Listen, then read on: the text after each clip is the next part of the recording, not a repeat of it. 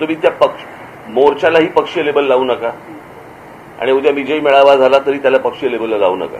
कसं आहे, युत्या, आघाड्या, या सगळ्या गोष्टी, निवडणुका, या सगळ्या गोष्टी येत जातील, जात जातील, सगळ्या गोष्टी होत राहतील. मराठी भाषा संपली, परत नाही येणार. कारण भाषा ही संस्कृती टिकवत असते. उद्या ती जर मुळाशी गेली ना तर या युत्या आघाड्यांना काय अर्थ आहे? या सगळ्या गोष्टी ह्या निवडणुकीच्या वेळेला बघता येतील का, विचार करता येईल त्या गोष्टींचा, त्याचा विचार आत्ता करून चालणार नाही. आता मला असं वाटतं की या सगळ्या गोष्टींकडे तुम्ही एक संकट म्हणूनच पाहावं, त्याला राजकीय लेबल लावू नयेत. हा जो निर्णय आला त्याच्यानंतर संजय राऊतांचा मला फोन आला होता आणि त्यांनी सांगितलं की आपल्याला काय करायचं पुढे. म्हटलं आपल्याला मोर्चा तर रद्द करायला लागेल आता. तर त्यांनी म्हणाले की आपण एक विजयी मेळावा आपण घ्यायला पाहिजे. म्हटलं घेऊया. म्हणाले मग 5 तारखेला आपण जाहीर केलं तर 5 तारखेला घेऊया का? म्हटलं 5 तारखेला घेता येईल. म्हटलं आत्ता काही ठिकाण बिकाण जाहीर करू नका. म्हटलं मी माझ्या लोकांशी पहिल्यांदा बोलीन, चर्चा करीन आणि चर्चा केल्यानंतर म्हटलं मग आपण एकत्र मिळून ठरवू आणि मग त्याच्यानंतर बघू आपण 5 तारखेला काय करायचं ते. तो मेळावा जरी झाला तरी त्याला काही पक्षीय त्याला लेबल लावण्यात काही अर्थ नाहीये. कारण हा खरा तर विजय हा मराठी माणसाचा विजय आहे आणि त्या दृष्टिकोनातूनच या मेळाव्याकडे पाहिलं पाहिजे. तो महाराष्ट्राच्या बाबतीत उद्या मराठी माणसाच्या विरोधात, मराठी भाषेच्या विरोधात उद्या कोणी जरी असेल तरी माझा त्याला विरोध असेल. कळलं का?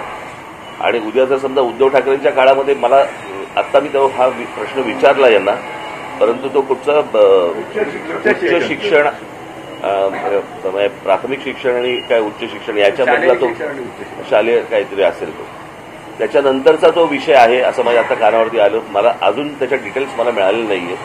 माझी विनंती हीच राहील महाराष्ट्रातल्या प्रत्येक राजकीय नेत्याला की मराठी महाराष्ट्र या विषयावरती, मराठी भाषा या विषयावरती कोणतीही कोणाहीकडनं, आमच्याकडनं तर होणारच नाही, पण तडजोड होता कामा नये. त्या दिवशी माझ्याकडे दादा भुसे ज्यावेळेला मंत्री आले त्यावेळेला त्यांनी मला सांगितलं की आमचं ऐकून तर घ्या.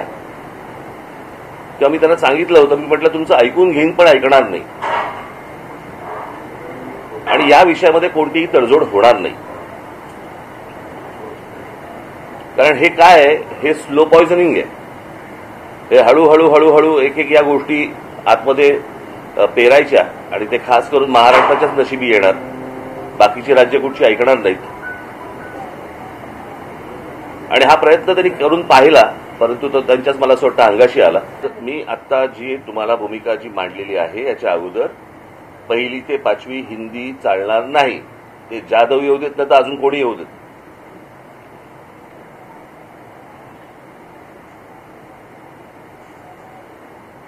कळलं का? महाराष्ट्रामध्ये ज्या प्रकारचा मराठी माणसांनी विरोध केलेला आहे या गोष्टीला, याची जाणीव मला असं वाटतं जाधवांना असावी.